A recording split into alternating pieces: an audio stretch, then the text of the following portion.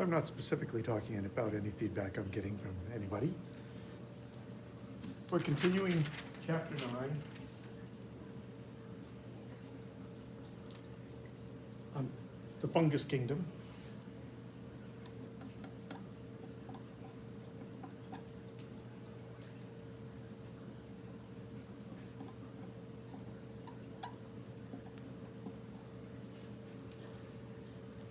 We talked early in the semester about food chains.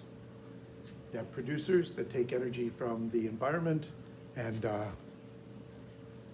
they use it to build fuel molecules, generally glucose. That feeds the whole food chain. And from there you have consumers, living things that can't do what producers do. They have to get their energy already in the form of bond energy from producers or other consumers. But these things produce incomplete wastes, and they eventually die. And the producers need the raw materials to do what they do, to keep building molecules. And the decomposers are the main recyclers of the bits and pieces that producers use to produce. Now, they're not the only place that producers get it. I mean, right now I'm breathing out carbon dioxide, so that's a building block that plants use for photosynthesis. But at some point, something needs to take the corpses and the waste materials and finish the job of breaking them down into recycled materials. Now, keep in mind at every step of this, every time energy is transferred from one form to another, whether it's environmental to chemical bonds, or one sort of chemical bond to another sort of chemical bond, it eventually fritters away as waste, as heat.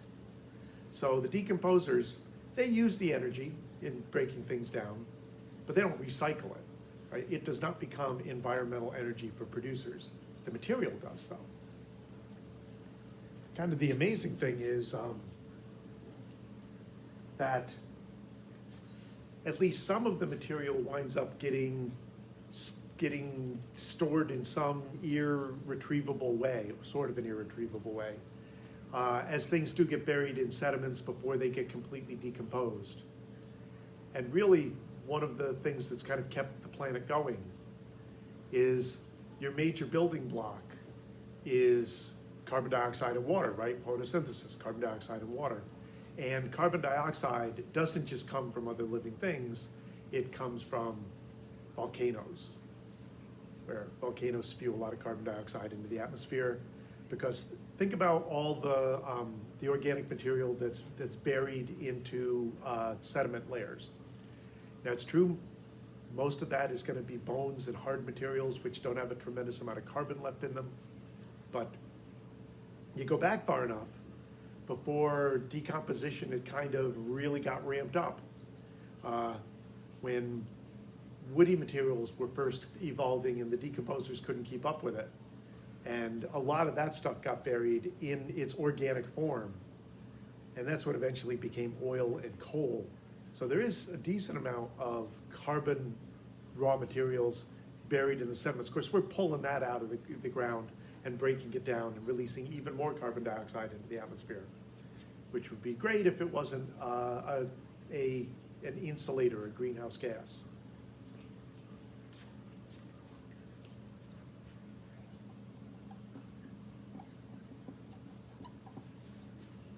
There are funguses that live on other living things. So they are parasites. Is it ringworm doesn't really qualify as a parasite. It's only an opportunistic infection. As I said, it's normally a soil fungus, so it's normally a decomposer.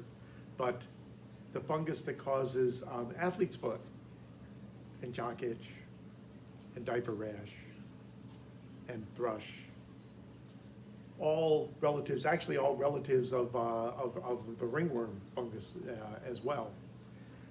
But they, like I said, they live just under surfaces. They do spread from there. They do need it to be fairly moist, so they tend to be in more moist crevices and surfaces on humans, and they cause irritation. Your immune system's trying to get rid of them, but they're a little bit hard to get at because they're not very deep into your system. You can keep them from getting too deep into your system, but you can't necessarily get rid of them. And then there are parasites that are more widespread and they can be more dangerous. Right. Parasitic funguses are not major human health issues. It's the funguses that have developed a defense system that involves some pretty heavy-duty toxins. Mushrooms, right? There's only a handful of mushroom species that you can eat without dying. Most of them are pretty toxic. And if you think about that, that makes perfect sense. You have mushrooms all spread around. They are probably fruiting bodies of the same organism. So yeah, you grab a mushroom and eat a mushroom, but the toxin, which works fairly quickly, is a pretty good way of keeping you from getting rid of all the fruiting bodies for that particular organism before you die.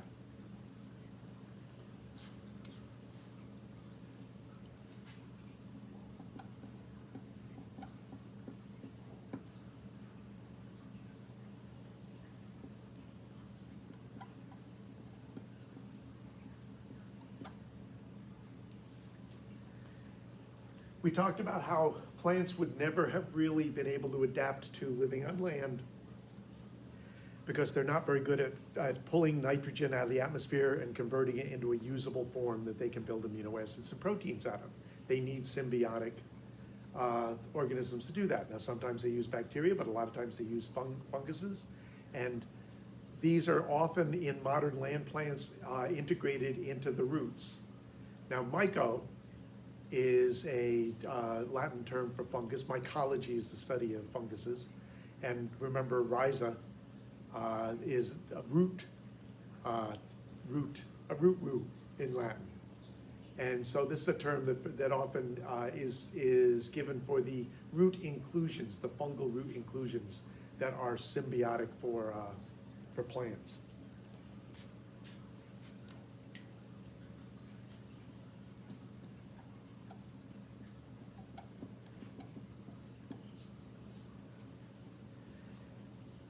Now, spore production sometimes can be just generated from the hyphae, which means it can be generated asexually, as the spores can be just generated, little buds off of the cells. When fruiting bodies are produced, that most of the time is a type of sexual reproduction.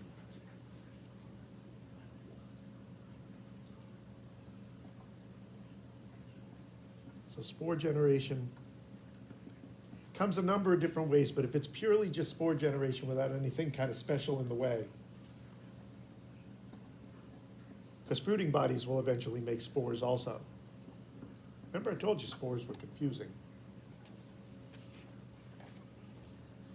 Fruiting bodies typically is formed by sexual reproduction, and in most funguses it requires 2 individuals.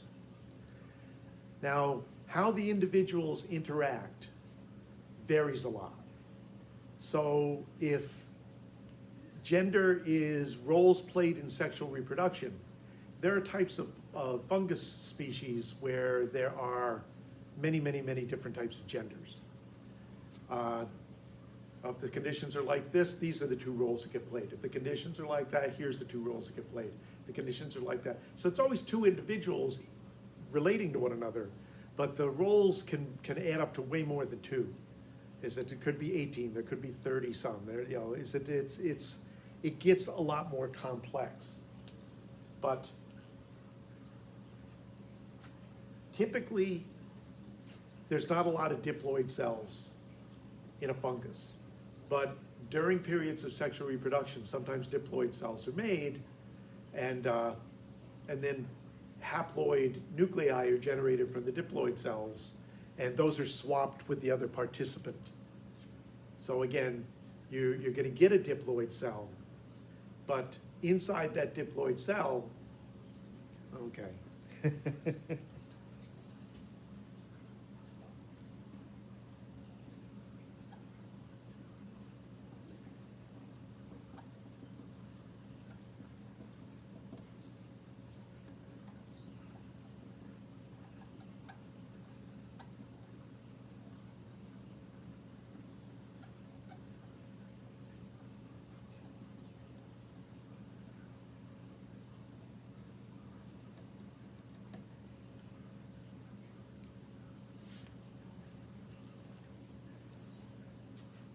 one of the advantages of sexual reproduction. We have two sets of chromosomes, and if you have a bunch of chromosomes, and you're gonna produce a cell with only one set in it, then you're gonna get variable mixtures of the genes, the genes on the two sets of chromosomes.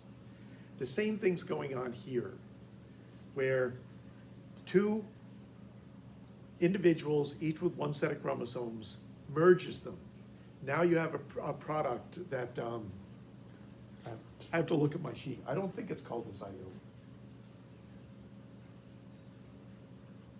I don't have a term for it, so I don't know if it's called a zygote or not.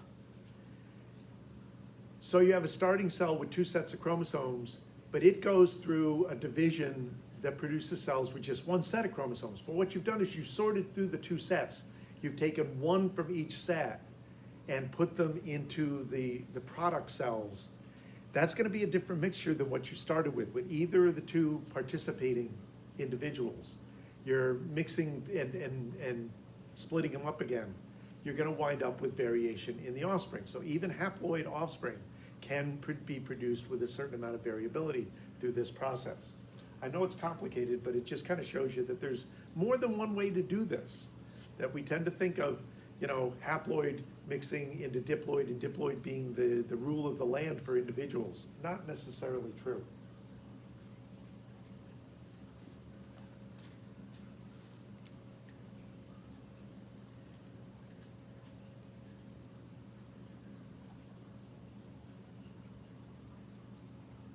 Oops.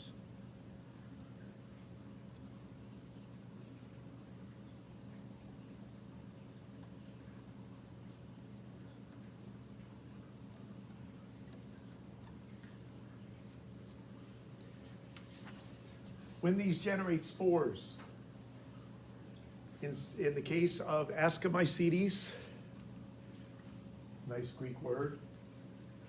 Keep in mind with these Greek and Latin words is everything gets pronounced, is that there are no silent letters. It's just a matter of how each letter gets pronounced, which varies. Is that there are rules, the original Greek rules and the original Latin rules, people don't always apply them. But Ascomycetes, the spores are generated from inside the resulting cell. It kind of buds spores off. For Basidiomycetes, the cell puts out extensions, almost like hyphae, and the spores form on those. So it's just a different way of generating the spores. But these are two major groups within the fungus kingdom. So a lot of the main division of the groups has to do with this very basic approach to reproduction. For things like mushrooms, you get your fruiting body up off the ground. If you've looked at the bottom of a mushroom, there's what they call fins. There's a lot of they look like fins, flat, separated structures under the cap, and those produce the spores.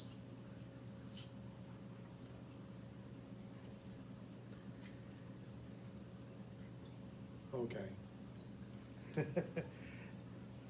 In the book, there's a link to a description for how these spores get tossed. It's very complicated, and I realize if I try to go through it, I'm going to screw it up.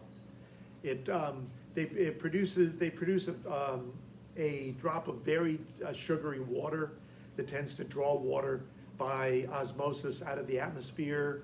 It weighs down a little release structure that has the spores on it, and eventually the drop gets big enough that it bends in and it touches another surface. The water runs onto the surface and ding, and the thing goes flying. As I said. And it kind of throws them out of the bottoms of the mushrooms. Rather than just dropping them, it tosses them. That way, and there's enough space between the fins that it clears them so that if it just dropped them, they would drop along the sides of the fins, and probably a lot of them would stick and never get it out. Here they toss them into the space and then they drop out, and away they go. One thing I do want to mention is that yeasts are in this kingdom, but they are single-celled members of this kingdom. And they do reproduce by budding, where the big cell produces little bitty cells that grow off of it, pinch off, and then grow up to be, I guess, adult yeast cells. But whereas I'm not entirely sure why they're in the fungal kingdom rather than in the protozoans, because there's definitely fungal protozoans, but yeasts are considered to be inside the fungus kingdom. And yeasts actually have been a very well-studied model organism. A lot of what we know about cell division comes from the study of yeast cells dividing. Is that they're easy to culture, they stain really well. You can see stuff that's going on even under light microscopes. So a lot of the early stuff on cell divisions, like prophase, metaphase, anaphase, telophase, a lot of those kind of rules of what was happening that you could see through a microscope were worked out with the study of yeast cells.